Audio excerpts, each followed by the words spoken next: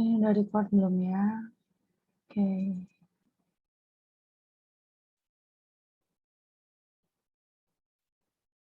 Nah, udah pada join semua ya. Kalau gitu aku buka. Bismillahirrahmanirrahim. Assalamualaikum warahmatullahi wabarakatuh. Malam ini agendanya kita kita coba kerjain soal latihan UTS dari sekolahnya Alfon ya. Nah, berhubung kemarin kan kita udah banyak bahas nih tentang reduktor, oksidator, reaksi redoks, sama larutan elektrolit. Nah, sekarang aku mau coba review tentang materi penamaan senyawa. Oke, nah ini,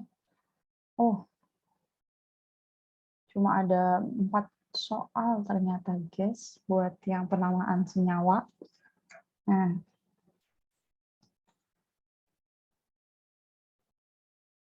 oke.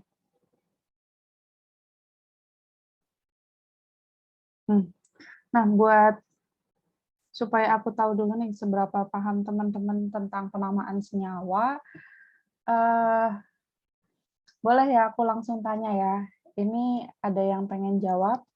Nama dari FeCl, MnO2, sama PbNO3 itu apa?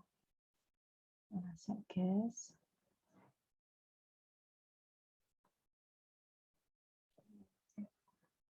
Yang B.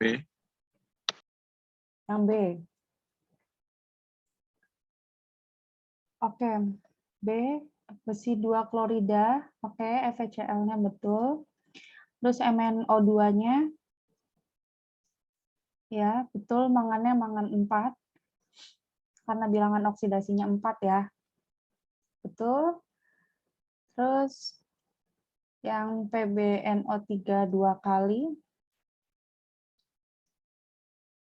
Pb itu nama latinnya adalah timbal atau plumbum. Kemudian kalau misalkan logam transisi harus disertai dengan biloks ya. Biloksnya timbal di sini adalah 2, maka kita tulis timbal 2. Kemudian ion NO3 ini merupakan ion nitrat. Jadi kepanjangannya atau nama senyawanya adalah timbal 2 nitrat. Oke. Tadi Gilang ya yang nyebutin ya. Oke. Itu nomor 38. Iya, Mbak. Buat yang lain, nomor 38 bisa dimengerti, Alfon sama Aidin. Bisa. Oke, kita coba next ya. Nah, ada yang mau jawab 39? Barangkali Alfon atau Aidin, silahkan.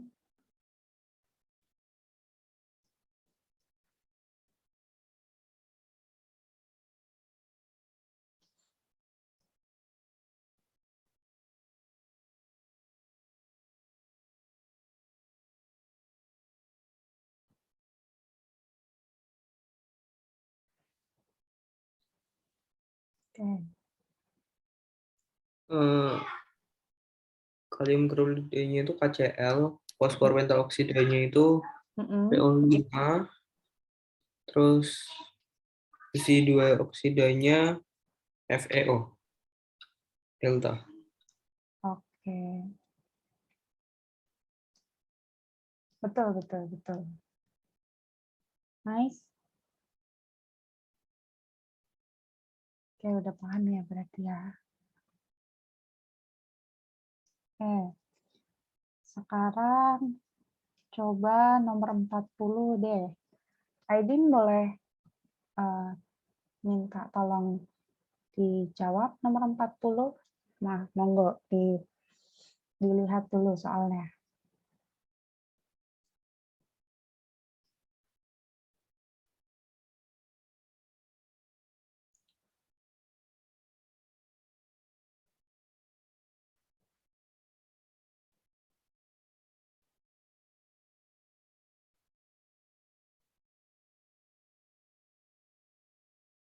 Berarti ini sama ya, semuanya pakai NN, sama pakai sulfat itu sulfat. Nah, yang jadi pembeda ini nih, biloks dari si NN-nya. Berarti tinggal dicocokkan saja dari opsi A sampai E ini, mana yang MN-nya biloxnya itu 2, mana yang biloxnya itu 4 secara berturut-turut. Oke, nah itu clue-nya.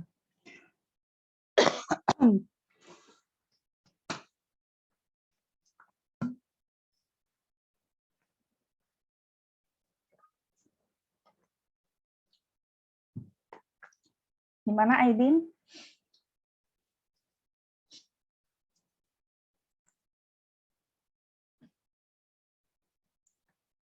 Atau perlu ku bantu? Oke. Bantu aja, Mbak. Oke, sip. Nah, di sini ini kan mangan 2 sulfat dan mangan 4 sulfat. Nah, mangan itu rumusnya adalah Mn. Dan juga mangan itu merupakan logam golongan transisi. Logam golongan transisi atau golongan B. Nah, kalau logam golongan transisi, itu penamaan senyawanya setelah menuliskan nama unsurnya akan diikuti dengan bilox. Baru nanti ini nama ion yang menyertai. Nah, berarti kalau di sini kasusnya ionnya ini adalah si sulfat. Oke, nah jadi ini kan antara mangan 2 sulfat dengan mangan 4 sulfat, itu yang membedakan hanyalah biloxnya. Oke. Nah, berarti 2, bilox di sini 2, di sini 4, berarti bilox yang keduanya itu adalah 4. Nah, berarti sekarang kita tinggal mencari nih, kira-kira mana yang biloxnya 2, mana yang biloxnya 4. Sebentar. Oke. Nah, caranya gimana? Caranya coba kita hitung satu-satu. Nah, di situ kan ada MnSO4, Mn2SO4. Ini sekalian aja kita mereview cara menghitung bilox. Kemudian ada MnSO4 2 kali, kemudian ada MnSO4 4 kali, dan Mn3SO4. Nah, ini untuk senyawa yang garam, aku lebih suka untuk mencari biloxnya dengan cara mengionisasi. Jadi kalau misalkan ini berarti Mn2 plus tambah SO4 2 minus. Kalau misalkan nggak diionisasi, kayak gimana Mbak cara ngitungnya? Ya, berarti O ini biloxnya adalah minus 2, kemudian S ini, nah ini nih yang jadi masalah. Di sini S-nya juga kita nggak tahu gitu, biloxnya berapa. Kecuali kita menghitung sendiri SO4 2 min, nanti baru ketemu bilox dari si S-nya ini berapa. Berarti kalau di sini 4 kali 2 minus 8, kemudian minus 2. Maka di sini S-nya, biloxnya adalah plus 6. Nah, ini kalau mau menghitung manual satu-satu, bisa kayak gini.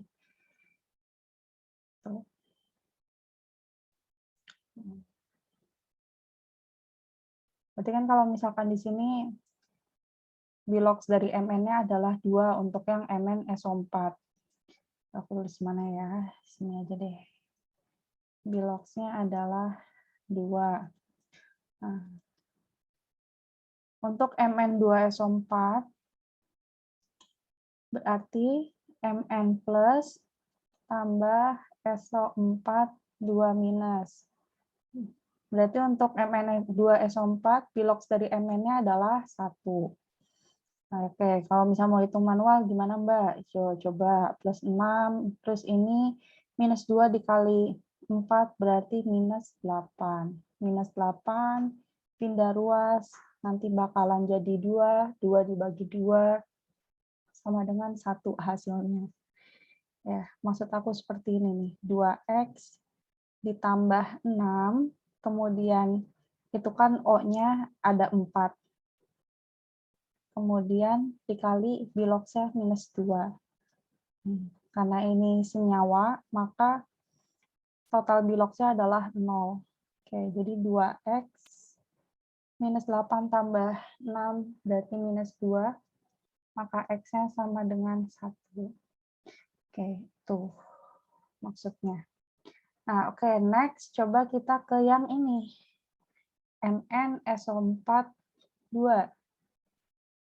Nah, ini kalau yang ini rada membingungkan kalau misalkan untuk diionisasi. Oke, maka kita pakai cara yang biasa saja, cara menghitung biloxnya dengan satu persatu.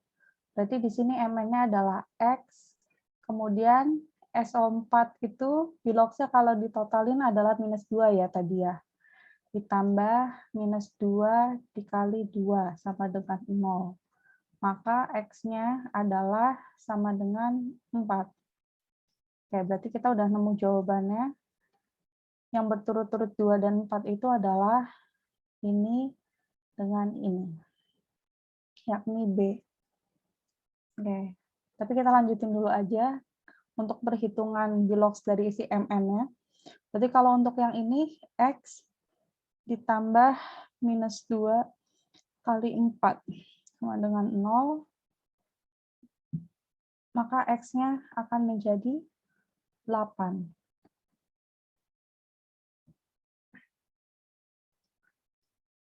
Nah, ini kalau nggak salah ya, biloxnya Mn itu rentangnya itu hanyalah 1 sampai 7. Jadi kemungkinan senyawa D ini tidak ada, artinya tidak terbentuk. Kemudian untuk Mn3SO4, maka biloxnya akan menjadi 3X ditambah minus 2 dikali 4, minus 2 doang, maaf.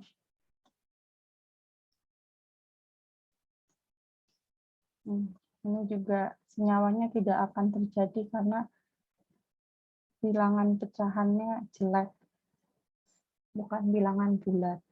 Seperti itu. Itu untuk penjelasan yang bilox dari mangan. Oke, sampai sini bisa dimengerti. Lanjut ya ke nomor 41. Sok, bebas nih, nomor 41 siapa yang mau jawab? CO3.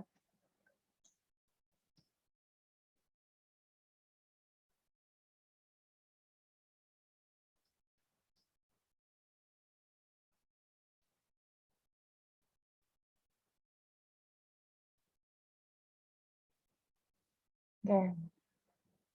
Ada yang mau jawab?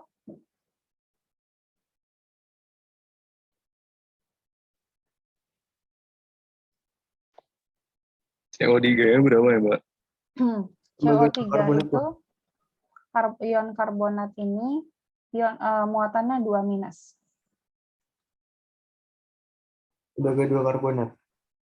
Ya, betul. Oke. Nah, ini buat penamaan senyawa, kayaknya pegangan kalian itu harus sering-sering ngeliat list ion-ion yang pernah dikirimin Mbak Diza tuh. Daftar anion monoatomik dan poliatomik. Itu sepertinya sangat membantu buat menjawab soal penamaan. Tuh. Nah, aku rasa karena penamaan senyawa ini cuma ada 4 soal ya dari 40 soal, sepertinya nggak akan terlalu dalam aku bahasnya. Tinggal di-review aja materi yang dari Mbak Disa itu udah komplit menurutku. Nah, kita coba kerjain aja sisa dari nomor yang ada di latihan soal ini ya. Oke.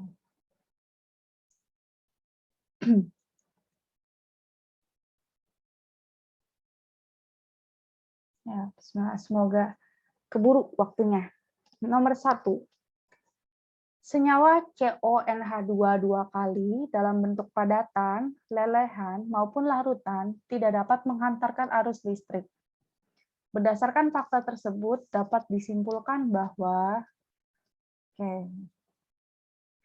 CONH2 dua kali itu adalah rumus dari urea. Dan di sini dikatakan semua wujud urea tidak dapat menghantarkan listrik. Artinya, urea ini adalah larutan non-elektrolit. Oke.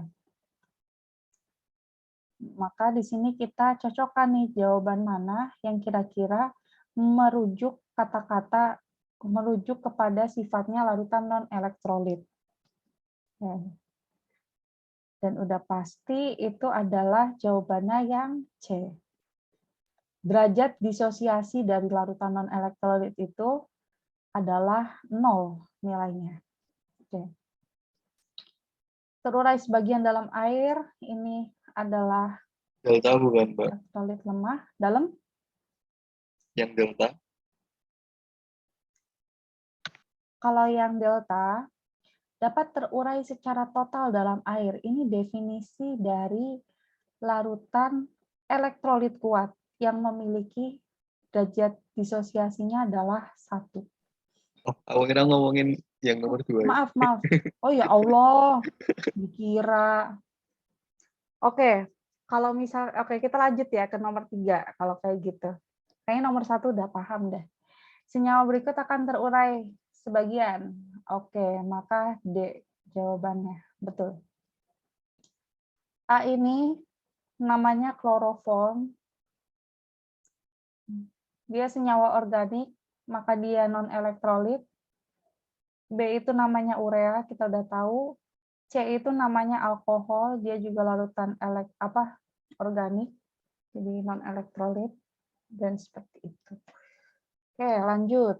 Sekarang kita coba selang-seling aja ya, biar cepet. Nanti kalau misalkan teman-teman ada yang nggak paham dengan jawabannya, bisa dikomunikasikan aja, ntar kita bahas. Kayak gitu ya. Oke, silahkan. Nomor 4, aku mau mulai dari si Alfon.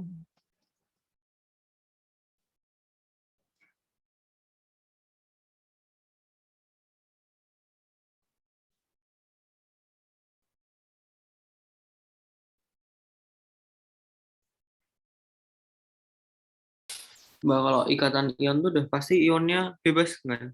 Iya, Oh, berarti yang A itu ya C. oke. C, senyawa A mempunyai ikatan ion. Alasannya karena dia lampu menyala terang. Oke, tuh.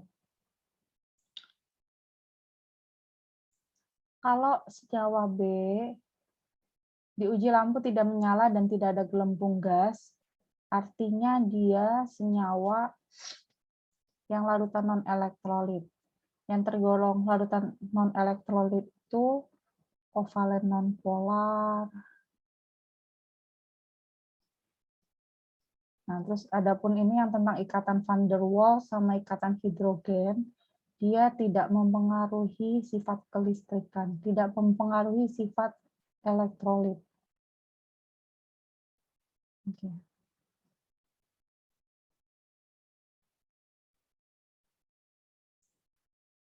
Begitu untuk nomor 4. Clear ya? Kita coba nomor 5. Aidin deh, boleh coba nomor 5. Larutan yang bila diuji dengan alat uji elektrolit akan menghasilkan seperti gambar di atas. Ini maksudnya apa nih gambar ini? Maksudnya dia lampu nggak menyala, sama di sini di larutannya tidak terdapat gelembung gas.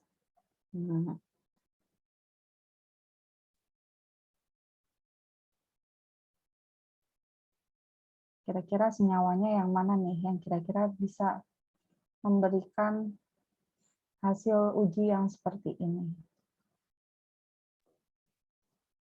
Oke.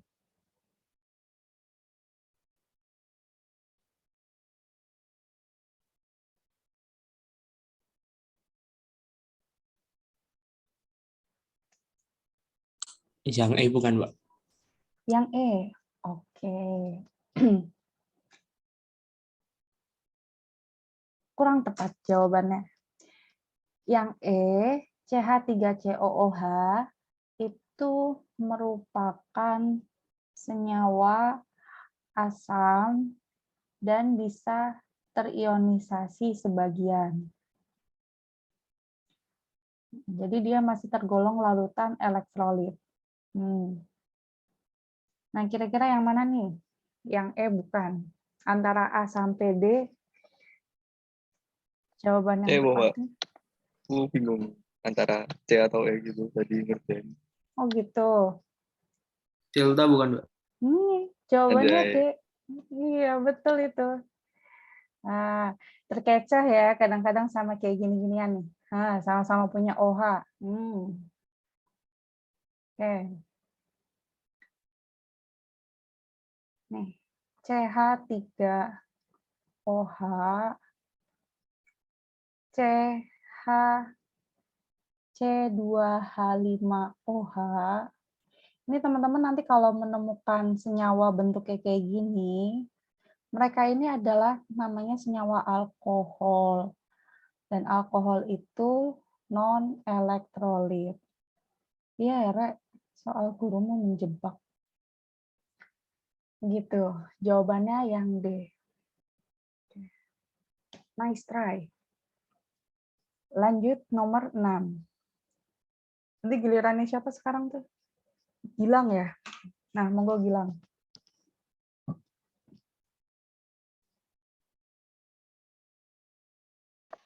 Aku A. Oke, menghantarkan listrik paling buruk. Betul ya? Dilihat dari derajat ionisasinya.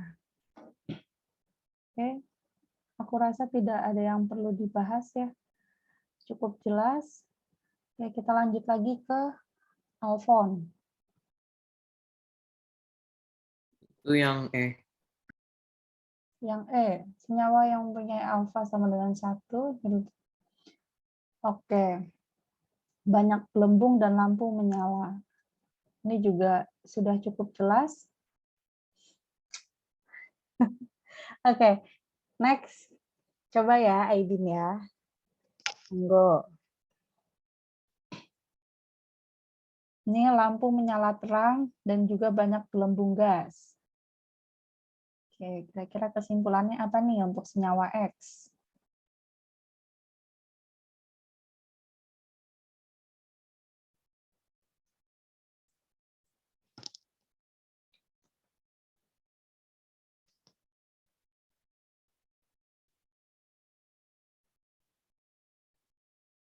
Enggak tahu, Mbak. Bingung. Jawabannya ini ya mirip-mirip ya. Nih, aku juga pas lagi baca, kok ini ya, jawabannya kayak hampir nggak ada gitu. Kita cek satu persatu ya. Ini A senyawa X netral atau bukan, kita masih belum bisa nentuin. Kita coba lihatnya dari aspek terdisosiasinya dulu deh. Oke, kalau misalkan dia menghasilkan banyak gelembung dan juga lampunya nyala terang, berarti kan dia larutan elektrolit ya. Oke, kalau larutan elektrolit itu berarti derajat disosiasinya 1 atau dia terionisasi sempurna dalam air. Ya. Maksudnya terionisasi sempurna dalam air itu apa? Ya, maksudnya dia ketika ditambahkan air atau di dalam air, yaitu bentuknya itu adalah bentuk ion-ion, kan bentuk molekul. Oke, kita samakan ya. kita cocokkan dengan jawaban yang ada di sini. Tidak dapat terdisosiasi dalam air, jelas ini bukan jawabannya. Kemudian dapat memicu korosi pada logam. Ini kita save dulu, kita belum bisa nentuin. Yang D dalam air berupa molekul. Ini juga bukan. Harusnya dia berupa ion. Kemudian yang E mempunyai harga derajat disosiasi sama dengan 0. Ini juga bukan jawabannya. Nah, ini pertanyaannya. Apakah dia senyawanya netral atau dapat memicu korosi pada logam? Senyawa yang dapat memicu korosi pada logam itu adalah senyawa asam. Oke.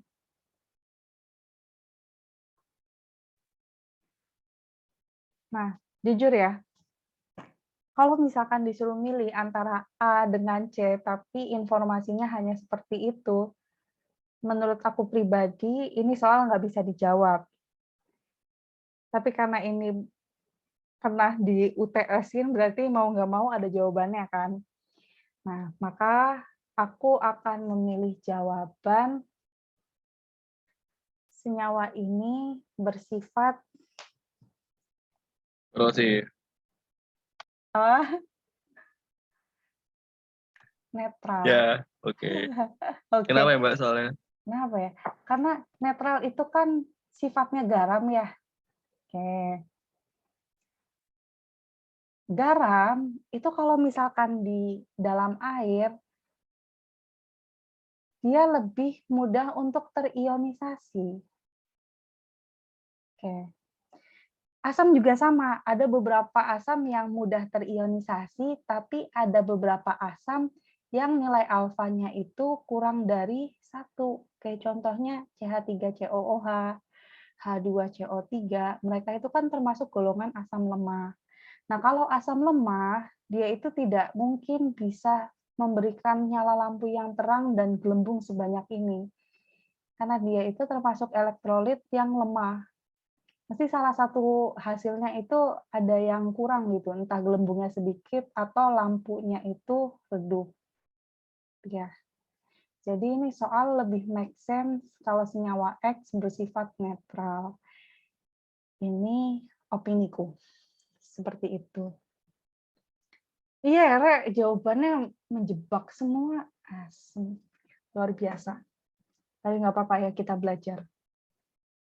Oke, itu nomor 8. Ada yang mau ditanyain dulu nggak?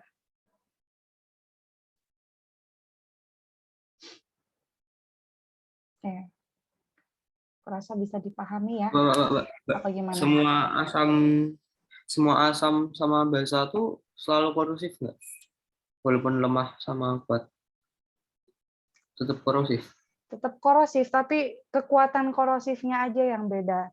Kayak Oke. tanganmu kena HCl sama kena cuka yang di mamang bakso itu masih beda rasanya.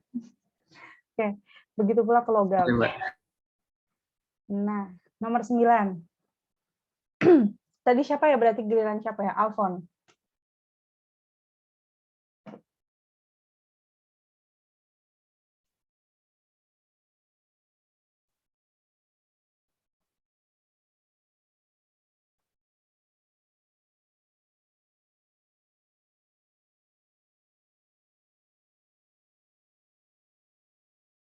Nomor 9, Mbak.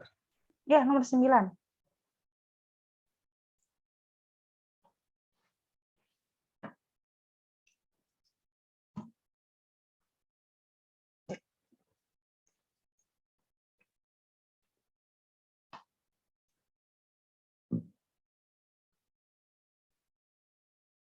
Oke.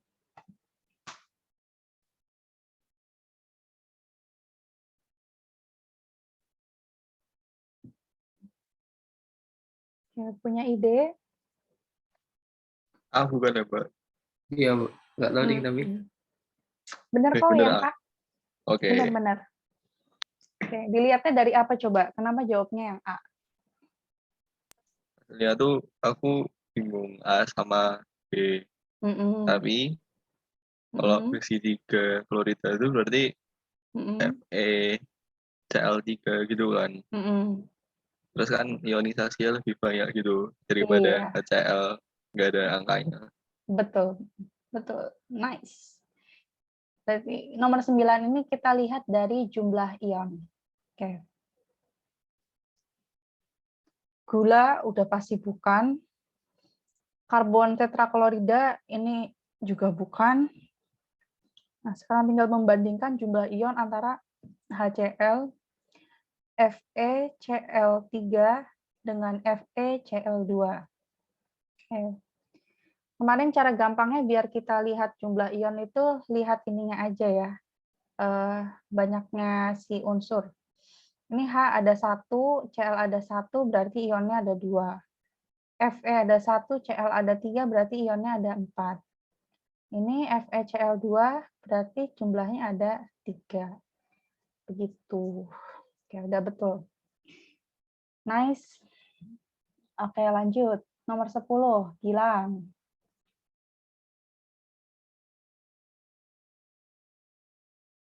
Yang B, Yang B. Oke. Kenapa yang B? Kenapa kok nggak milih yang E aja? Kan sama tuh. Ini D juga sama ya jawabannya ya? kalau yang E Mm-mm. itu tanda panah yang ada beda. Oke. Setauku yang cuma searah doang. Iya, sip. Betul. Nah, ini UFYI-in aja deh. Kalau tanda panahnya 2 kayak gitu, artinya dia bolak-balik. Nah, reaksinya bisa ke kanan, dan yang dari kanan bisa ke kiri lagi. Nah, ini materi yang tadi kelas 11 sih. Cuma maksudnya, artinya ini tuh menandakan apa? Kalau di larutan elektrolit, dia itu menandakan bahwa derajat ionisasinya itu kurang dari 1 lebih dari 0. Artinya dia tidak terionisasi sempurna. Hanya terionisasi sebagian. Gitu. Itu maksud dari tanda panahnya. Nah, quite easy. Ini nomor 10, Aidin sama Alfon udah bisa dipahami kan ya? Oke. Lanjut aja, nomor 11. Oke. Oke, nah nomor 11 coba gilirannya Aidin. Oke. Coba dibaca dulu, nanti sampaikan pendapat Aidin kayak gimana tentang nomor 11 ini. Perhatikan data dari hasil pengujian daya antar listrik berbagai zat dalam 3 wujudan sebagai berikut. Elektrolit yang merupakan penyawa kovalen adalah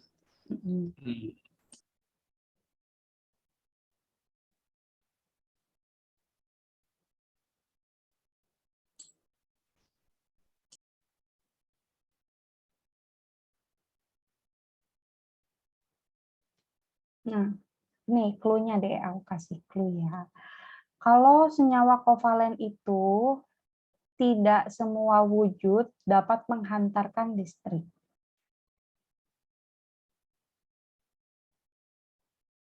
Itu konduktor sama menghantarkan listrik itu sama aja ini istilahnya.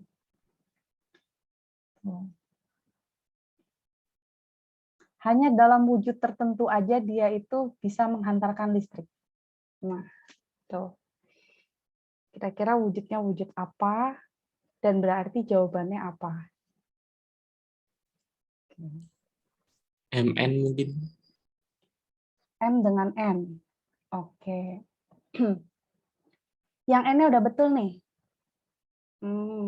Tapi yang M salah. Dia dalam bentuk lelehan juga tidak bisa menghantarkan listrik. Maka pasangan yang betul itu adalah yang B. Oke. Thank you ya, Aidin udah disampaikan jawabannya. Oke. Nice. Ini perlu penjelasan deh, kayaknya aku belum pernah menjelaskan tentang hal ini. Oke, kalau senyawa kovalen, dalam keadaan padatan dan lelehan, dia ini tidak menghantarkan listrik.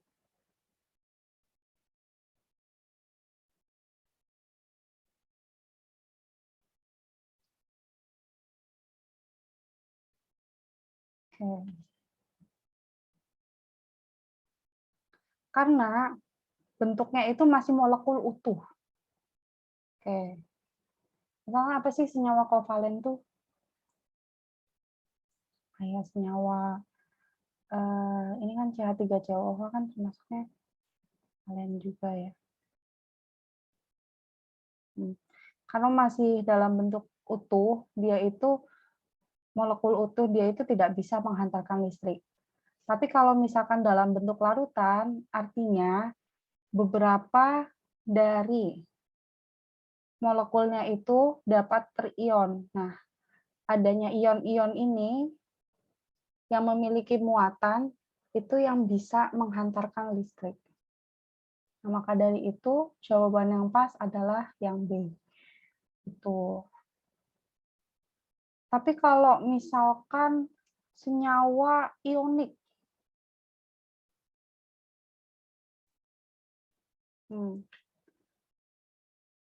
senyawa ionik ini bisa menghantarkan listrik juga pada wujud lelehan. Lelehan dan larutan. Adapun yang dalam bentuk padatan dia bisa menghantarkan listrik, itu hanyalah senyawa logam. Gitu. Hanya unsur-unsur logam yang bisa menghantarkan listrik dalam wujud padat. Gitu. Untuk wujud dan juga sifat penghantaran listriknya. Oke. Ada yang mau ditanyain dari nomor 11?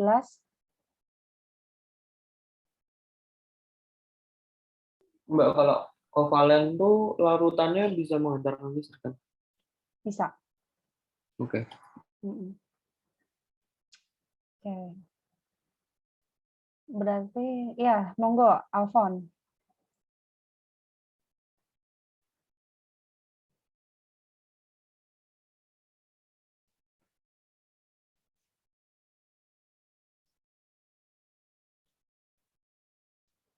Tiga 13 kan, Mbak? Iya, 13.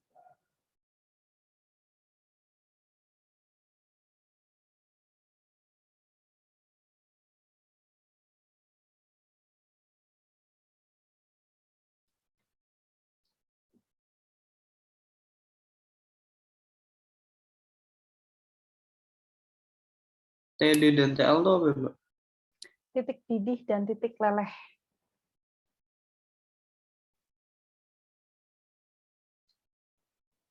Kok ini, oh iya ya. Kok ini kayak ada materi semester 1 ya, guys? Ini materi semester 1. Iya, Mbak. Iya loh. Yes, nggak apa-apa. Delta kan, Mbak? Delta. Oke, kita lihat.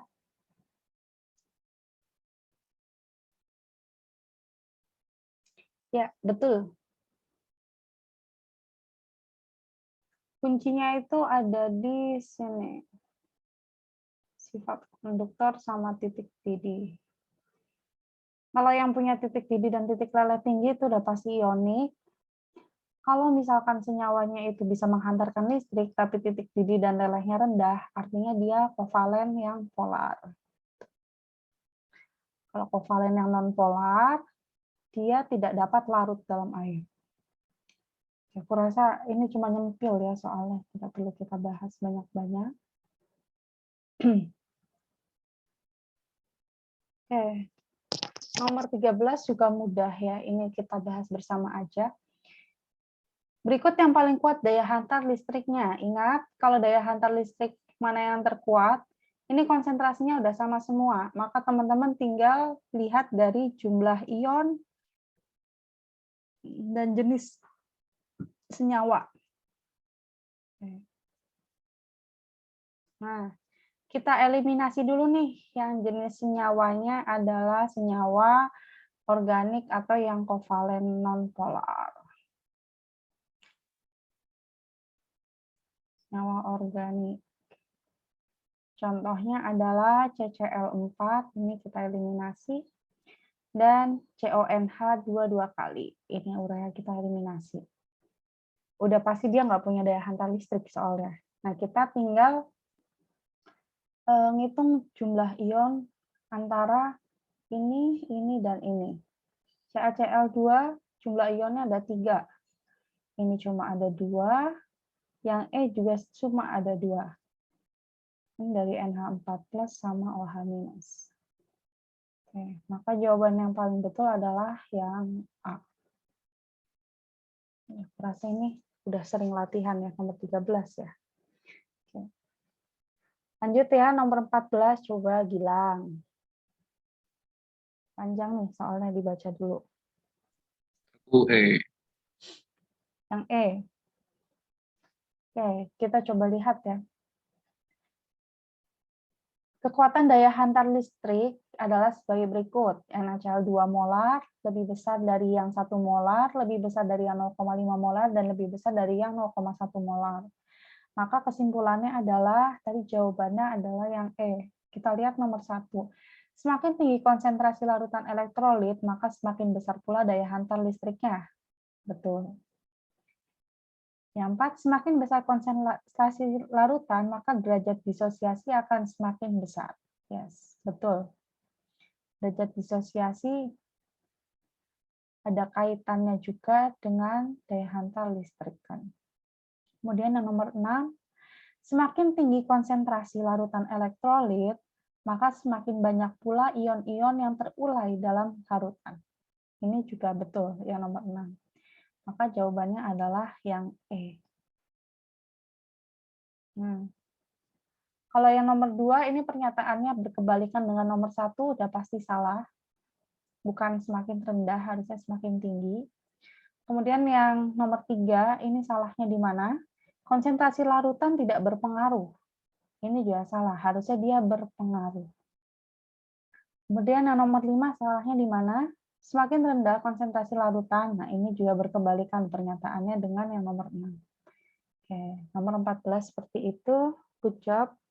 Ada yang mau ditanyain? Masih bisa dipahami ya? Wow. Nah, nomor 15. Coba nih, Aidin.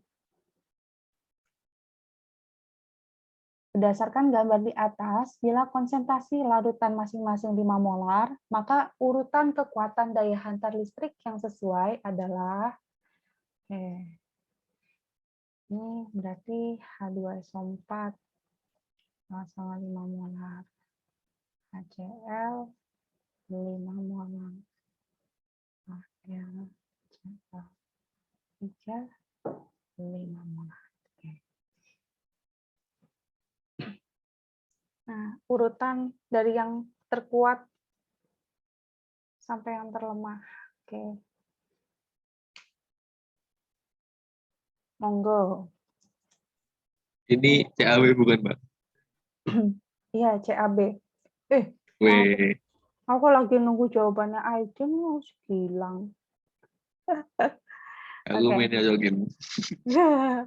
Ya, tapi Aidin ini udah paham ya yang nomor 15. Nah, ini ilustrasinya tepat nih kalau yang ini. Kita bisa menghitung tinggal dari jumlah ionnya aja. Ini di sini ada 3, di sini ada 2, di sini ada 4. Oke.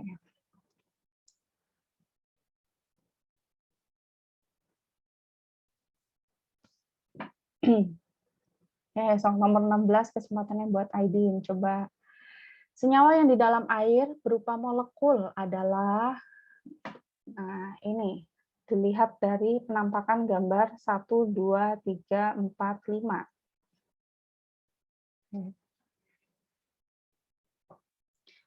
Kalau di dalam air dia berupa molekul, artinya dia larutannya non-elektrolit. Nah, iodin.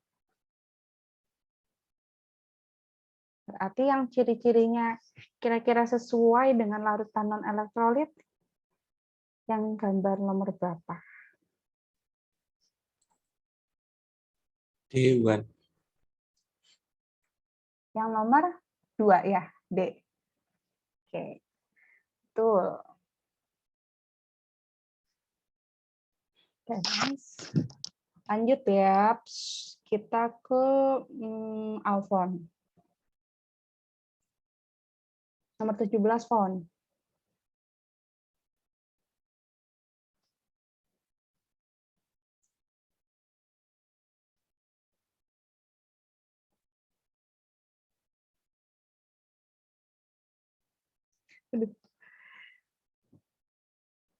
Aduh, Alfon, any idea? Oke. Kalau dalam hitungan 3 Alfon nggak ada, silahkan bilang.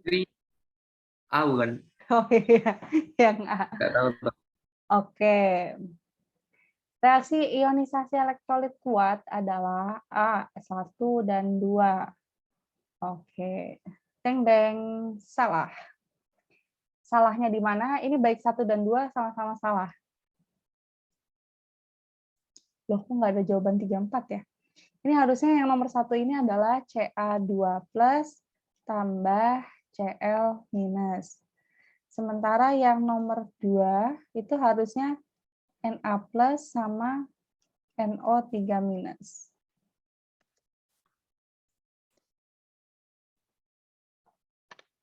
Nah, terus ini tinggal disesuaikan jumlah ininya, unsurnya ini 2, berarti itu. Kemudian ini yang nomor 3 sudah betul. Dan yang nomor 4 ini juga salah lah. Yang benar cuma nomor 3 doang.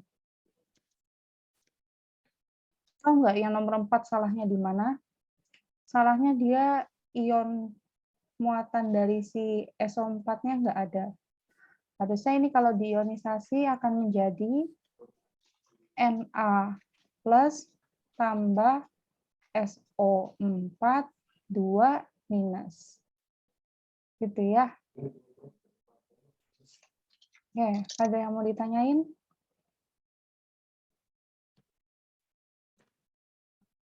Tidak. Oke, ini jawabannya salah. Cuma nomor 3. Oke, Gilang, 18. Tahu tak skip ini, Mbak? Nggak tahu. Oh, bingung dah. Ya wes. Iya. Berikut ini merupakan larutan elektrolit yang berupa kovalen polar. Oke.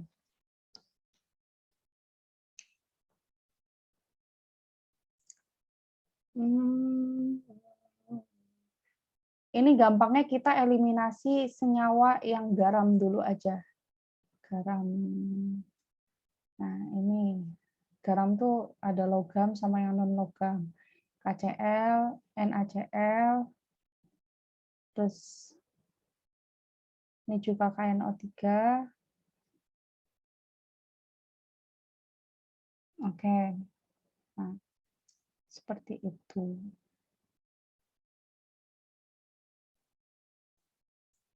Berarti jawabannya tinggal 2 antara yang D dengan yang E. Oke.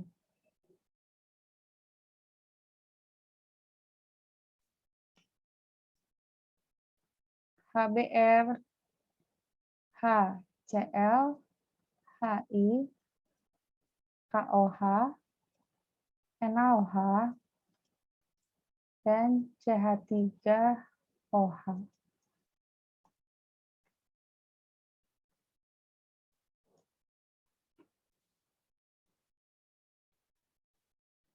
Di sini yang harus kita eliminasi adalah yang CH3OH. Gini ya, apa sih emang ini penjelasannya rada sulit kalau menghubungkan dengan sifat keelektrolitannya. Karena sebetulnya CH3OH juga ini merupakan suatu senyawa yang kovalen polar. Hanya saja dia itu non-elektrolit.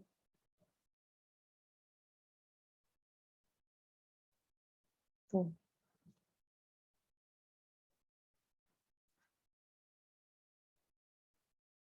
Gampangannya senyawa yang kovalen polar ini ya contohnya yang ada senyawa asam atau senyawa basa, kayak ada H-nya kayak gini, atau ada OH-nya kayak gitu. Ini adalah senyawa kovalen polar. Nah, ini juga CH3OH ada nih OH-nya.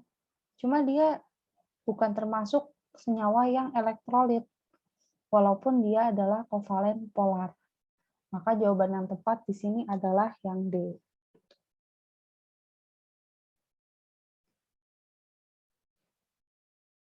Ya.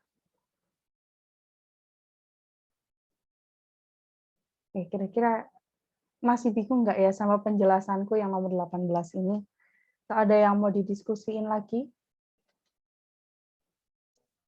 Jadi garam kovalen polar gitu kan berarti. Bagaimana? Kenapa? Ya, maksudku yang ada kayak kovalen polar atau Iya, yang ada H sama OH ini biasanya kovalen polar. Jadi kalau yang ada H itu aku sebutnya senyawa asam, yang ada OH ini senyawa basa, itu biasanya kovalen polar. Kalau misalkan senyawa garam, ini kayak contohnya KCl, NaCl, CaI2, KNO3, itu yang biasanya ionnya berbeda, maksudnya kayak gini, ada Na+ sama SO4 2-, dia itu adalah senyawa ionik. Nah, itu.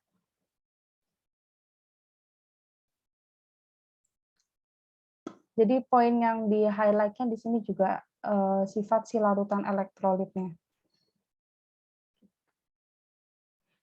Kita coba deh sama soal yang lain, supaya teman-teman bisa lebih paham. Oke, kita next dulu ya, nomor 19. Ya Allah, ini udah 1 jam, tadi kita bahas larutan elektrolit doang. Lumayan soal guru-gurumu ini. Oke, tadi berarti giliran siapa nih sekarang? Giliran Aidin ya.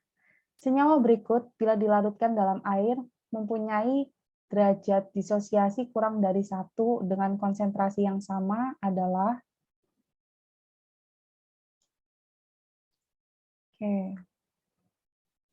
garam dapur nih, tak bantu. Ini rumusnya NaCl. Asam klorida rumusnya HCl. Kalium nitrat rumusnya KNO3. Sukrosa ini adalah gula. Rumusnya C6H12O6. Cuka rumusnya adalah CH3COOH. Oke. Derajat disosiasinya kurang dari 1. Ini artinya dia elektrolit lemah. Nah,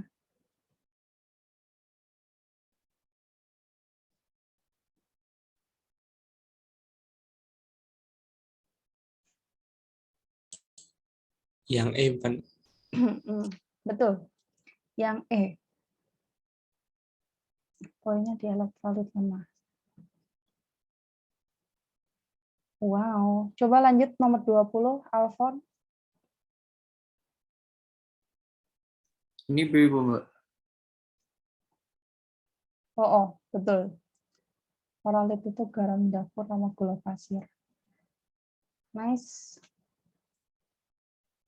Kemudian Gilang, coba nomor 21. delta.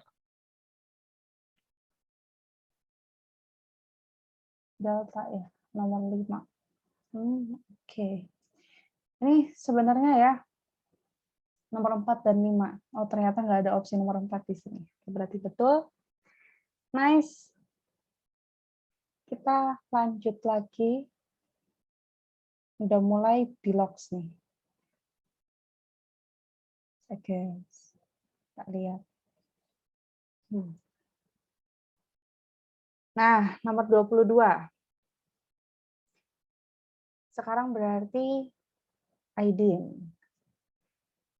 Persamaan reaksi yang di dalamnya terjadi kenaikan bilox adalah terdapat pada nomor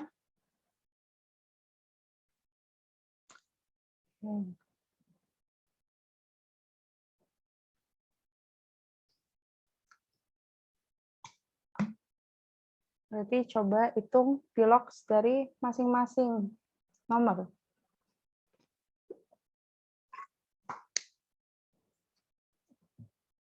Yang nomor 1 ini ngitung si S-nya, nomor 2 ngitung si Mg, nomor 3 ini ngitung bilox dari Mn, nomor 4 ini ngitung bilox dari si C.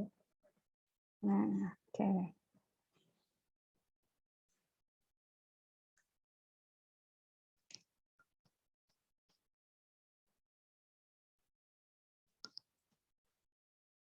Kalau udah ketemu jawabannya tinggal bilang aja ya.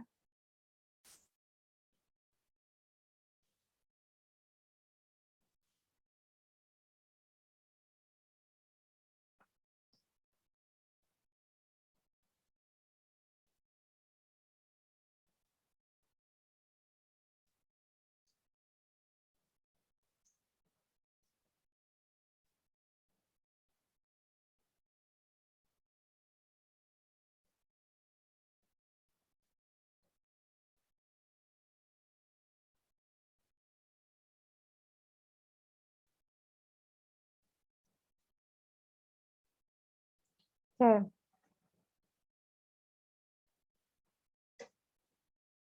Ya, Aidin mau dilempar jawabannya? Atau mau dibahas? Bahas aja, Mbak. Oke. Nah, pelan-pelan ya. Nomor 1.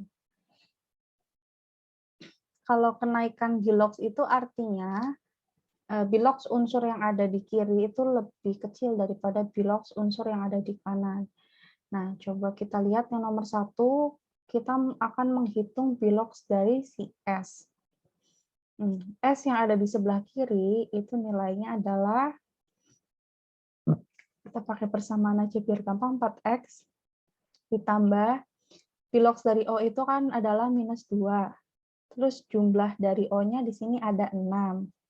Oke, sama dengan, nah karena ini adalah suatu ion, maka total dari sama dengannya ini adalah jumlah ionnya, yakni -2. Oke, maka ini 4X, kemudian -12, sama dengan -2. 4X 10. Di X-nya di sini sama dengan 2,5. Oke, terus yang nomor 2. Yang maksudnya yang S2O32- ya. Biloxnya itu adalah 2X ditambah 3 minus 2 dikali 3 sama dengan -2. 2X dikurangi 6 sama dengan -2, maka 2X-nya sama dengan 4, X sama dengan 2. Nah, berarti kan ini dari 2,5 ke 2 itu mengalami penurunan. Artinya nomor 1 bukan jawabannya. Nah, kemudian yang nomor 2, Mg menjadi Mg2+ tambah 2E. Mg ini dalam unsur bebas, dia biloxnya adalah 0. Segala sesuatu dalam unsur bebas, biloxnya adalah sama dengan 0. Sementara bilox dari suatu ion itu adalah muatannya sendiri. Muatan dari Mg2+ adalah +2, maka itu adalah biloxnya. Dari 0 ke 2 berarti mengalami kenaikan. Artinya nomor 2 ini termasuk jawabannya. Nah, kita cek yang nomor 3.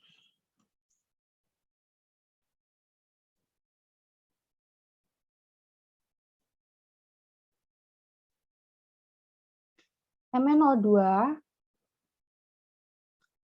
menjadi MnO4-. Di sini bilox dari Mn-nya maka adalah X ditambah minus 2 dikali 2 sama dengan 0, maka X-nya sama dengan 4. Sementara bilox MN yang ada di sini adalah X tambah minus 2 dikali 4 sama dengan, nah, muatannya minus 1. Maka di sini bilox MN-nya adalah plus 7. Dari 4 ke 7 mengalami kenaikan. Oke. Kalau mengalami kenaikan, nama lainnya adalah mengalami oksidasi. Jadi jawabannya di sini adalah nomor 2 dan nomor 3. Gitu ya. Kenapa nomor 4 salah? Nah, coba kita cek nomor 4. Bilox di CO2 ini adalah C-nya plus 4, sementara bilox di C2O4 2- ini adalah 2X, ini min 8 sama dengan minus 2, nah maka X-nya sama dengan plus 3, mengalami penurunan. Kalau mengalami penurunan, dia namanya reduksi. Itu ya Aidin ya. Nomor 22.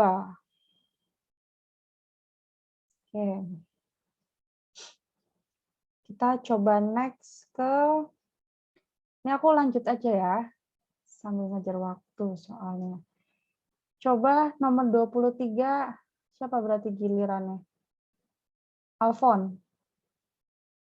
Itu H2 bukan? Kenapa? C.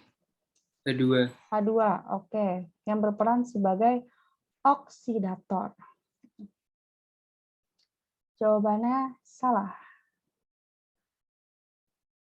Yang di sebelah kiri, nih, kalau misalkan yang ditanyain adalah reduktor atau oksidator, maka teman-teman pilih spesi yang ada di sebelah kiri, tanda panah. Tapi kalau yang ditanyain itu nanti hasil oksidasi atau hasil reduksi, maka teman-teman pilih yang di sebelah kanan. Nah, ini Alfon udah benar nih, milihnya maksudnya ini kan, dari H yang ada di H2O ke H2 itu mengalami reduksi. Nah, H yang di sini kan plus 1, kemudian yang ada di H2 ini adalah 0. Maka dia mengalami reduksi. Zat yang berperan sebagai oksidator itu adalah yang mengalami reduksi, kebalikannya. Nah, maka yang dipilih itu bukan H2, tapi H2O. Begitu. Yes.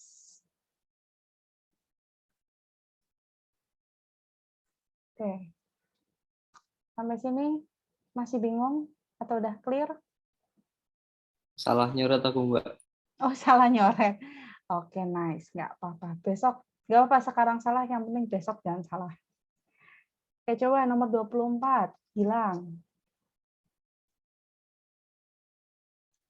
Aku yang B. Yang E. Oke. B, Mbak. B. Oh, B. Oke. Kalau yang B, Zn mengalami perubahan bilox dari berapa ke berapa? 0 ke 2. 0 ke 2. Kalau yang H-nya? Hanya sama. Yang benar. Nomor 1 kan hanya beda ya. Dari 1 ke 0. Ya, iya sih. Iya kan? Berarti ini kamu udah benar nih. 1 mengalami oksidasi, 1 mengalami reduksi. Oke.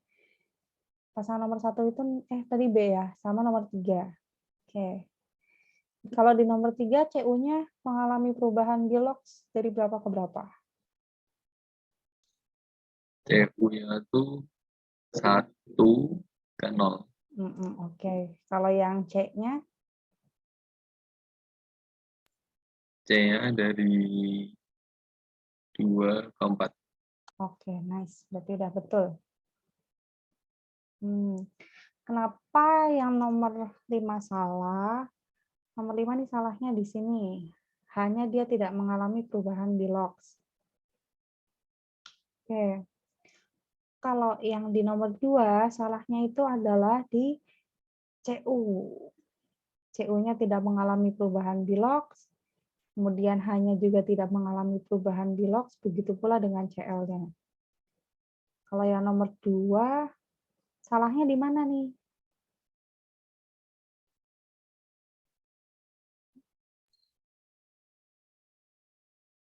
Salahnya adalah di, nah ini nih nomor 2 juga mengalami perubahan bilox loh guys. Nah, coba. Nih, coba ya lihat ya. SnCl2 tambah I2 tambah 2HCl menjadi SnCl4 tambah 2HI. Di sini Sn-nya adalah plus 2. Sementara di sini Sn-nya plus 4. Di sini I-nya adalah 0, kemudian di sini I-nya adalah minus 1. Ini mengalami kenaikan, ini mengalami penurunan. Wow, bisa seperti ini, guys. Jadi sebetulnya jawaban yang betul adalah 1, 2, dan 3. Mungkin jawabannya keliru, soalnya keliru kali ya. Udah, mungkin ini soal bonus. Tapi kalau misalkan ditanya, kita bahas di sini mana yang betul secara keseluruhan, yang nomor 1, 2, 3. Mereka bisa mengalami reaksi redoks semua. Gitu.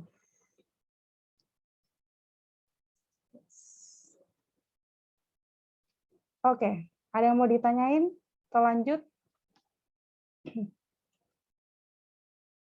Oh, ada yang segini ya. Kita coba ini aja deh, selesaikan sebisa kita ya. Atau selesaiin semuanya, nggak apa-apa sih, aku lagi free. Oke, kita lanjut nomor 25. Ini biar sistemnya lebih cepat lagi. Yang udah tahu jawabannya boleh langsung ngomong.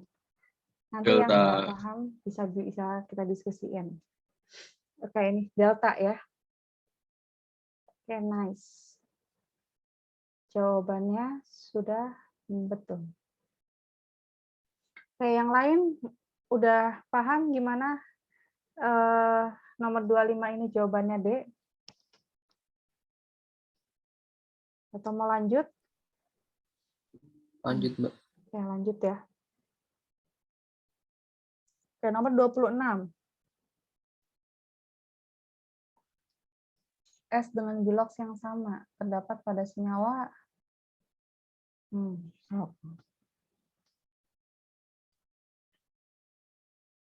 Ini tuh kayaknya delta Mbak dulu, tapi belum tak hitung lagi. Oke, sok monggo coba sekarang dihitung.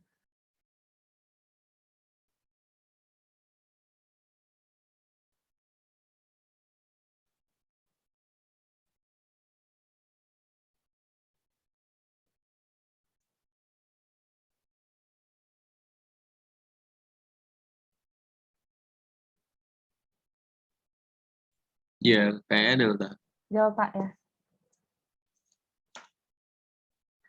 Oke, mereka biloxnya sama-sama berapa nih?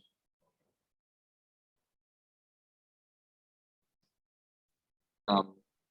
6. Ya enggak? Kita coba cek ya, cek dengan cepat aja. NaHSO4 berarti 1 tambah 1 tambah X minus 8 sama dengan 0. Kalau yang SO3 berarti X minus 6 kurang sama dengan 0. Kemudian yang H2S2O7 berarti 2 tambah 2X minus 14. Oke, betul. Semuanya 6, maka jawabannya adalah yang D. Nice. Lanjut ya. Oke, coba nomor 27.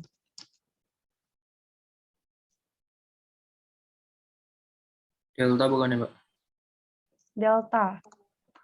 Oke, nitrogen. Bukan A, bukan. Nggak tahu. Coba bareng-bareng ya. Di sini N yang di sini berapa nih tadi? Alfon ketemunya.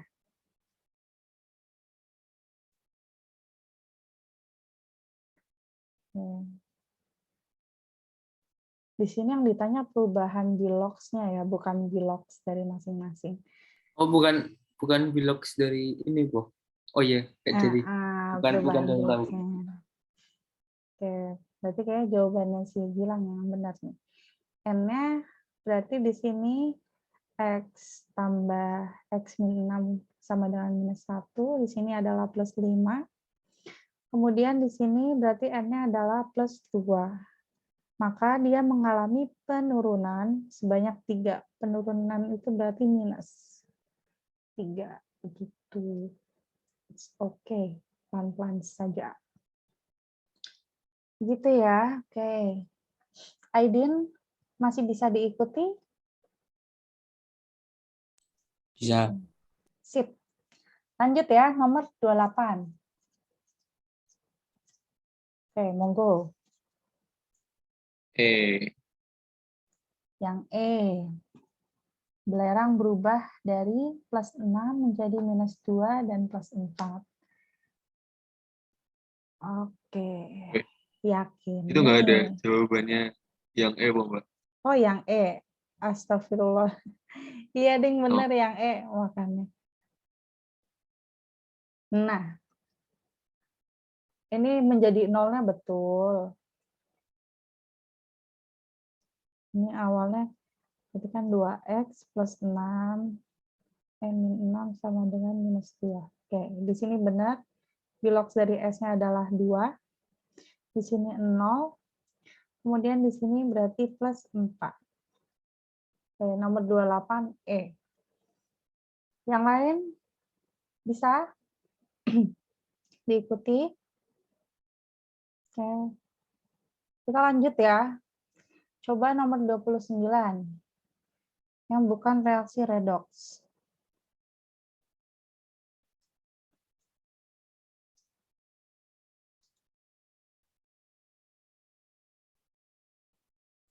Aku yang E.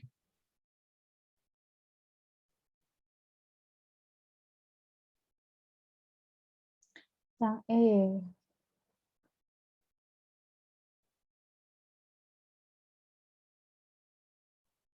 Betul, yang E.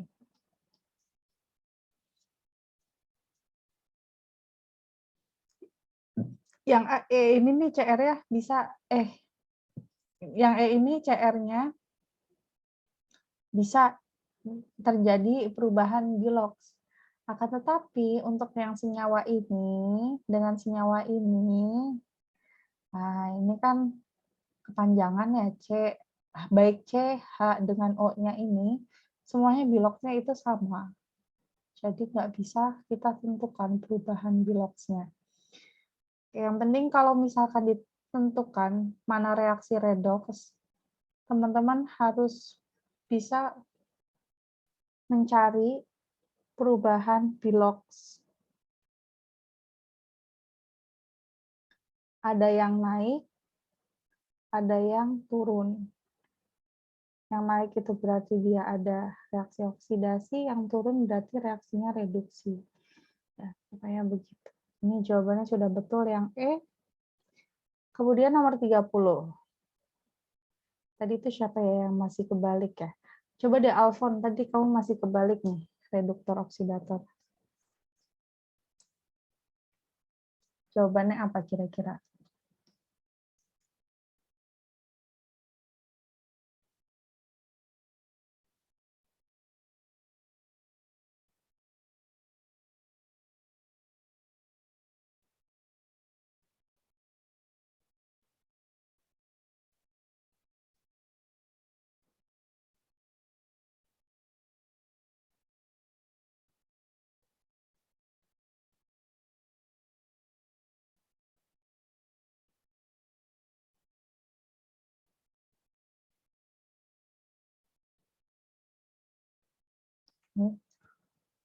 Oke, halo. Udah ketemu nomor 30? Oke, kita lemparkan saja. Siapa yang mau jawab nomor 30? NO3 apa, Mbak? HNO3. Oke, Aku C, Mbak, aku C. kamu C, Benar. Alfon HNO3. Oh, aku S, N. Ya. Oke, kita keep dulu. Jawabannya reduktor. Berarti kita cari reaksi yang oksidasi. Nah, mana nih yang mengalami reaksi oksidasi? Apakah si SN, apakah si N? Kita coba cek yang SN. Dari SN ke SNO2, ini kan SN-nya 0. Kemudian SNO2 berarti plus 4. Ya kan? Di sini mengalami kenaikan, artinya dia mengalami oksidasi. Nah, udah benar sampai sini, maka yang berperan sebagai reduktornya ini yang ada di sebelah kiri. Berarti yang si SN-nya. Oh, salah semua. Yang si SN-nya yang berperan sebagai reduktor. Kalau SNO2, dia itu namanya hasil oksidasi. Gitu. Coba kita cek yang HNO3 menjadi NO2. Di sini N-nya adalah plus 5, di sini N-nya adalah plus 4. Dia mengalami penurunan Bilox. Penurunan Bilox artinya dia mengalami reduksi. Spesies yang mengalami reduksi, dia dinamakan oksidator. Nah, oksidatornya di sini adalah HNO3. Sementara si NO2-nya ini adalah hasil dari reduksi. Begitu. Oke. Gimana, teman-teman? Masih bingung, masih kebalik-baliknya nih? Oksidator, reduktor. Ada yang mau ditanyain? Tidak. Oke. Alfon gimana? Udah aman? Aidin juga? Oke. Ini SN, Mbak. Iya, SN. Oh, oke. Oke, ini soalnya tinggal nanggung nih, ada 6 lagi. Nggak apa-apa ya, kita bablasin aja sampai jam 9. Ini kalian biasanya kalau mau PTS tidurnya jam berapa? 12. Sumpah. Oh ya wes. Masih panjang ya malamnya untuk hilang. Oke, kita lanjutin aja berarti. Nomor 31. Monggo. Bilangan oksidasi fosforus paling rendah terdapat pada senyawa fosforus Aku berarti C. C. Berapa Gilang Piloxnya? Kayaknya tuh -3 ya, aku tadi nemuin. Oke, -3. Kita save dulu.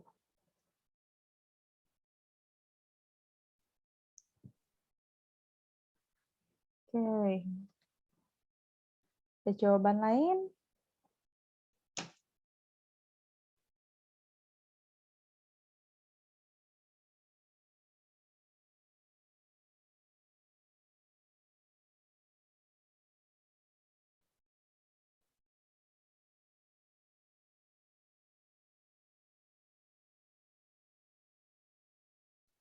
Yang A sama D sama-sama 5 kemarin. Yang A sama D sama-sama 5. Enggak. Yang D ini benar plus 5. Tapi yang A bukan. Sebentar, yang A. Iya, yang A benar plus 5 juga. Oh, oke. Benar berarti aku kayak. Oke, kalau yang B dia plus 3 ya. PF 3 plus 3. Ini nih. Golongan halogen yaitu FClBr I ini masing-masing memiliki biloxnya -1. Ini sebagai clue buat ngerjain yang ini. Karena banyak nempel sama bilangan senyawa halogen. Sementara P yang ada di Ca3PO4 dua kali ini, kita bisa ngitungnya dari PO4 3- saja. Maka di sini P-nya kita ibaratkan X, kemudian O-nya berarti di sini -8, sama dengan -3. Di sini juga P-nya sama dengan +5. Maka jawabannya betul adalah yang C.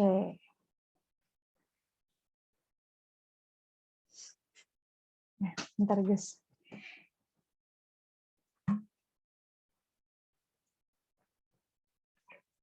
Nah. Lanjut ya, coba nomor 32.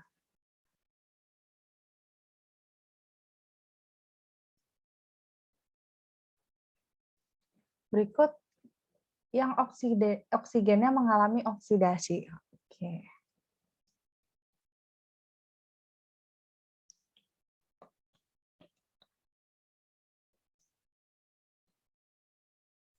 Aku baru sampai 31. Oh, baru ngerjain sampai 31. Yang 32 belum. Ya udah. Iya. Coba aku kasih waktu 1 menit dulu buat baca.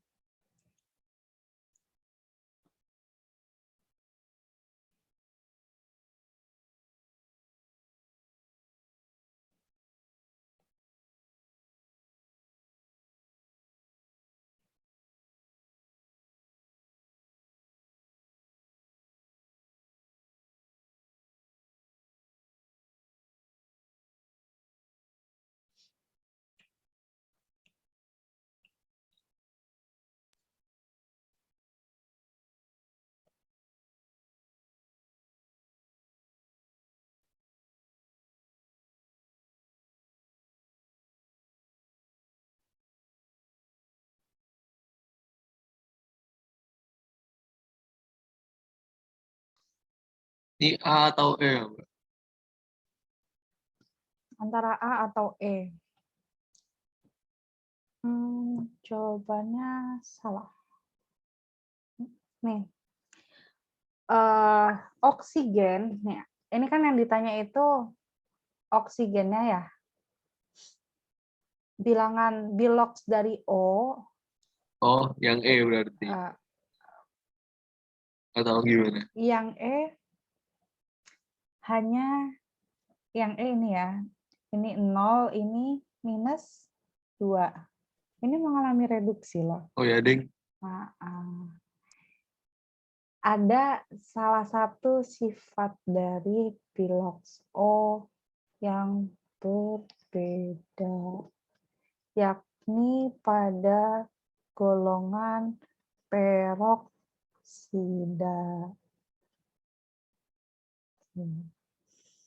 Peroksida itu apa? Itulah di soal H2O2. K2O2. Pokoknya yang memiliki rumus yang kayak gini, itu dia disebutnya peroksida. Bilox O dalam peroksida itu adalah -1. Maka di sini yang mengalami oksidasi sudah pasti yang ada di C atau yang ada di D. Yang C di sini ya biloxnya -1. Tapi di sini biloxnya -2. Dari -1 ke -2 kan tetap mengalami penurunan ya. Artinya dia masih mengalami reduksi. Maka jawaban yang tepat itu adalah yang D, di mana di sini O-nya -1. Nah, pasangan satu laginya tuh ini nih, yang O2 bebas. Di sini biloxnya 0. Dari -1 ke 0, dia kan mengalami kenaikan. Maka dia mengalami oksidasi. Gitu. Nah, ini coba nanti dibaca ulang ya. Kayak ada beberapa pengecualian untuk nilai bilox O. Nanti selain peroksida itu ada yang namanya superoksida, di mana biloxnya itu nilainya adalah -1,5. Contohnya apa? Contohnya ini, biasanya golongan logam alkali yang rumusnya kayak gini. K2O, Na2O.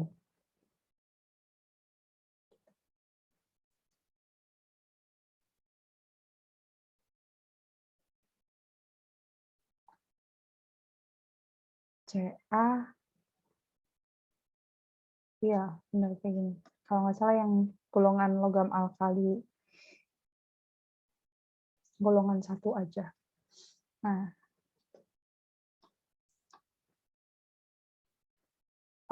normalnya kalau misalkan bilox yang superoksida ini, maksudnya ketika oksigen bereaksi dengan logam alkali, ini kan normalnya harusnya KO. Sebentar, aku mau ngomong apa ya? Bentar, aku tata dulu ya.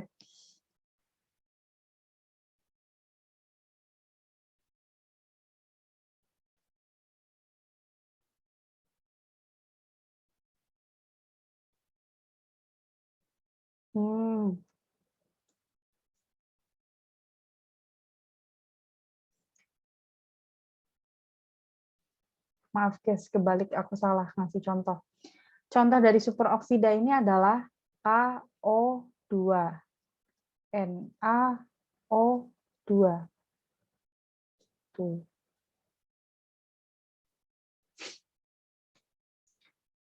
Harusnya kalau misalkan suatu logam alkali bereaksi dengan oksigen, itu kan bentuknya harusnya K2O, Na2O. Karena ini asal mulanya dari O2-. Nah, tapi khusus ada namanya senyawa yang bentuknya itu superoksida, maka di sini nanti bilox dari O-nya akan menjadi -1,5. Oke.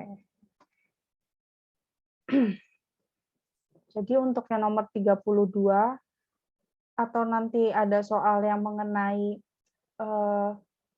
tentukan perubahan bilox untuk oksigen, maka teman-teman perlu memerhatikan senyawa-senyawa yang bentuknya peroksida, superoksida. Karena udah pasti mereka itu biloxnya berbeda dari yang bilox O pada umumnya. Begitu. Yes. Untuk nomor 32, ada yang mau ditanyain?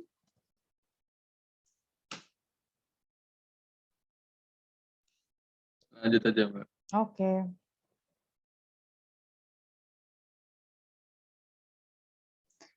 Lanjut. Sebentar ya.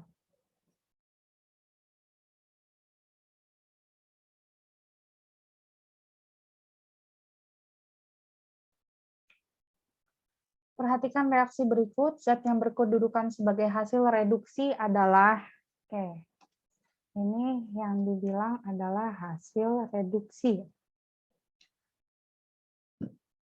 Hasil reduksi itu berarti adalah zat posisinya di sebelah kanan dan dia mengalami reaksi reduksi. Oke, maka di sini teman-teman cari dulu mana spesies yang mengalami reduksi. Oke, di sini Fe-nya adalah +3. Ya. Kemudian di sini Fe-nya adalah 0.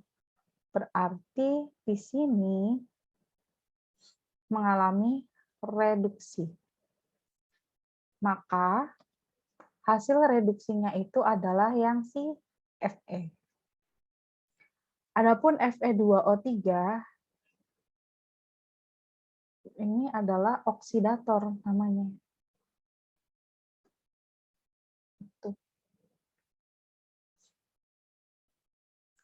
Sementara yang CO ini kan dari +2 menjadi +4. Maka si CO ini kita namakan reduktor. nomor 32 delta bukan enggak? Nomor 32. Ya, betul. Yang D. Oke. Yes.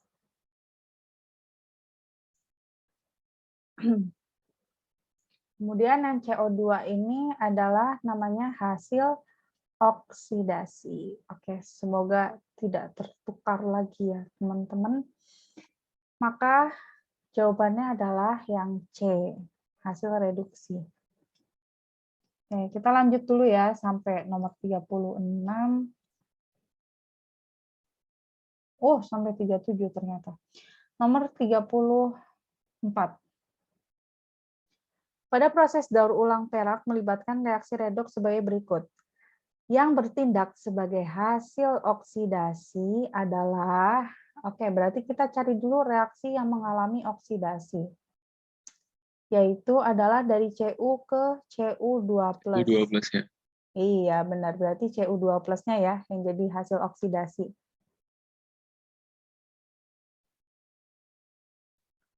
Oke, nice. Nah, nomor 35. Yang merupakan reaksi autoredoks. Oh. Autoredoks ini reaksi apa? Ayo kita remind lagi. Ya, cirinya reaksi autoredoks itu adalah satu spesies bisa mengalami reduksi juga oksidasi.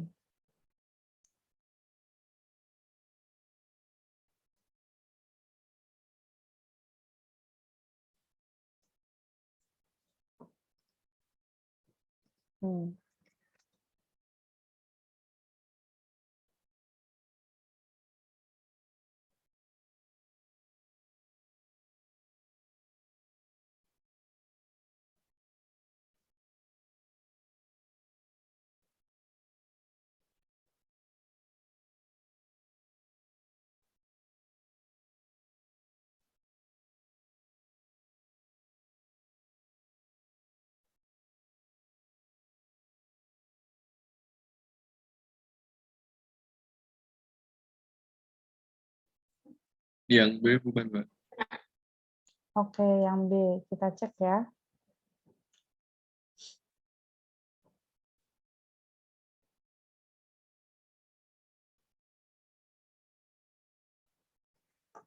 B, Fe, Fe2SO4 3 kali, dan FeSO4. Fe di sini adalah 0, sementara Fe2 kali SO4 3 kali ini, biloks dari Fe-nya berarti plus 3. FeSO4 berarti biloks dari Fe-nya adalah plus 2. Oke, nah ini betul nih. Ini dari plus 3 ke plus 2, dia mengalami reduksi. Dari 0 ke plus 2, dia mengalami oksidasi.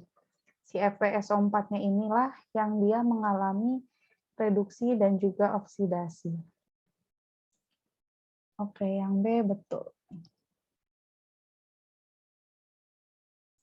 Ini yang C, D salah karena dia nah, ini ciri lain dari autoredoks itu biasanya spesiesnya itu ada banyak gitu. Misalkan ini si Fe. Fe-nya ini nggak cuma ada 2, tapi ada 3 biasanya. Nah, ini kan yang C, D, dan E, ini nggak ada spesies yang jumlahnya banyak. Oh, ini ada. Ini Cl, ini Cl2, ini Cl2. Tapi bentuk Cl sini dan Cl sini sama saja. Artinya dia tidak akan mengalami perubahan biloks. Sementara yang A, di sini ada Br, di sini ada Br, di sini juga ada Br. Nah, Br yang ada di KBr dengan yang ada di KBRO itu bentuknya sama. Dia biloksnya juga sama-sama -1, maka tidak akan ada perubahan biloks yang berbeda gitu, antara Br2 ke KBr dengan Br2 ke KBRO. Untuk yang nomor 35. Begitu ya. Oke, kita next dulu. tanggung 2 soal lagi, nanti baru tak buka pertanyaan. Bilangan oksidasi kromium yang sama pada senyawa berikut adalah, ada yang udah hitung?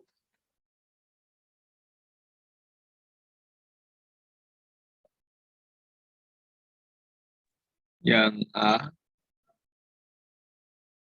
Yang A, oke.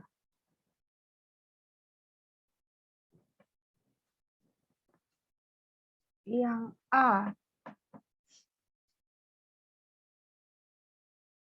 Yang A ini sama-sama berapa? Yakin sama. Cl2O7 K2Cl2O7 berarti di sini biloxnya 2 tambah 2X minus 14. Di sini X-nya sama dengan plus 6. Sementara yang di ClO3, X tambah 6 sama dengan 0. Ini Cl2O3 loh. Berarti 2X minus 6 sama dengan 0. Berarti X-nya di sini sama dengan plus 3. Bukan jawabannya. Oke, coba cari lagi. Yang ClOH4 minus Yang E bukan, ya. Ya, oke, kita coba ya cari. Berarti X ini ditambah minus 2 tambah minus 1. Iya. Minus 2 tambah 1 berarti minus 1. Minus 1 dikali 4 berarti minus 4. Iya, oke, betul. Yang E jawabannya. X-nya sama dengan plus 3. Lanjut. Nomor 37.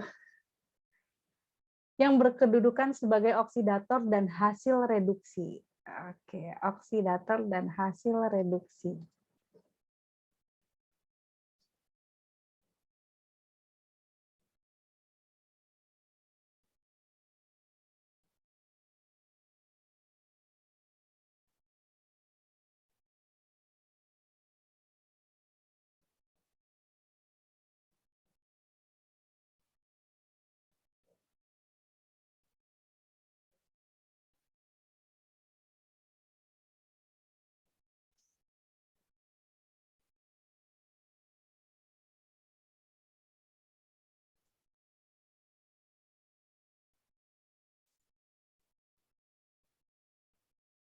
Yang delta.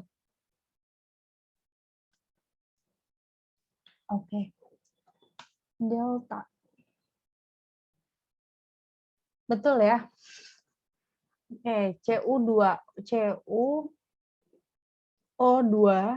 kemudian ini CuCl2. Di sini Cu-nya biloxnya adalah plus 4, sementara di CuCl2 biloxnya adalah plus 2. Oke, di sini reaksinya mengalami reaksi reduksi. Oke, yang di sebelah kiri kita namakan sebagai oksidator. Oke. Kemudian yang di sebelah kanan namanya adalah hasil reduksinya. Oke, jawabannya sudah tepat yang D. Wow. Dan sudah selesai nih latihan soal 40 bijinya.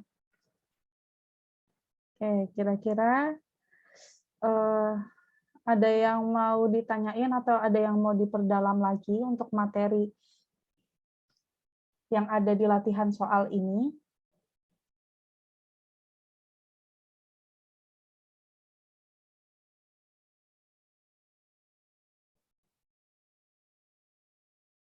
Bisa berantakan gini ya.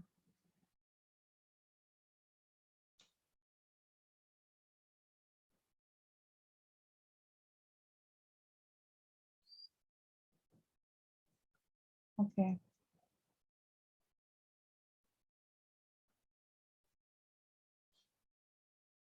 Nanti seperti biasa filenya nanti akan aku share. Sementara rekamannya mungkin akan menyusul. Kalau misalkan setelah ini teman-teman ada yang masih ditanyain sampai tengah malam, nggak apa-apa. Nanti hubungi aja aku lewat WA. Oke. Nah, kesempatan terakhir. Sebelum aku tutup, ada yang mau nanya? Enggak, Mbak. Oke, nice. Mari kita save dulu. Oke, kalau kayak gitu aku stop sharing. Dan oke, terima kasih ya teman-teman udah belajar bareng malam ini. Sekali lagi aku ucapkan semoga sukses UTS-nya besok dan bisa mendapatkan hasil yang teman-teman inginkan. Oke, sekian dari aku. Terima kasih untuk kehadirannya. Wassalamualaikum warahmatullahi wabarakatuh. Oke, aku tutup recordnya.